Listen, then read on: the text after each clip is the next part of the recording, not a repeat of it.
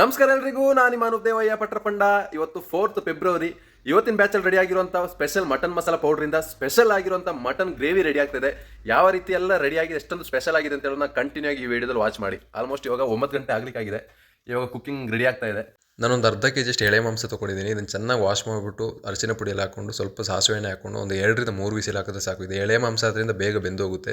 ಅಲ್ಲಿಂದ ಒಂದು ಪೇಸ್ಟ್ ಮಾಡ್ಕೊಳ್ಳೋಕ್ಕೆ ಎಲ್ಲ ಸಪ್ರೇಟಾಗಿ ಒಂದು ಬೌಲಲ್ಲಿ ಸ್ವಲ್ಪ ಸಾಸಿವೆ ಎಣ್ಣೆ ಹಾಕ್ಬಿಟ್ಟು ಅಲ್ಲಿಂದ ಶುಂಠಿ, ಬೆಳ್ಳುಳ್ಳಿ, ಈರುಳ್ಳಿ ಮತ್ತು ಸ್ವಲ್ಪ ಜೀರಿಗೆ ಎಲ್ಲ ಹಾಕ್ಕೊಂಡು ಚೆನ್ನಾಗಿ ಒಂದು ಪೇಸ್ಟ್ ಮಾಡಿ ಸೈಡಲ್ಲಿ ಇಟ್ಕೋಬೇಕು. ಅಲ್ಲಿಂದ ಪುನಃ ಒಂದು ಸಪ್ರೇಟಾಗಿ ಒಂದು ಬೌಲಲ್ಲಿ ಎಕ್ಸ್ಟ್ರಾ ಸ್ವಲ್ಪ ಸಾಸಿವೆ ಎಣ್ಣೆ ಹಾಕ್ಕೊಂಡು, ಸಾಸಿವೆ ಎಣ್ಣೆ ಹಾಕೋದ್ರಿಂದ ತುಂಬ ಟೇಸ್ಟ್ ಎನ್ಹಾನ್ಸ್ ಆಗುತ್ತೆ ಮಟನ್ ಕರಿ.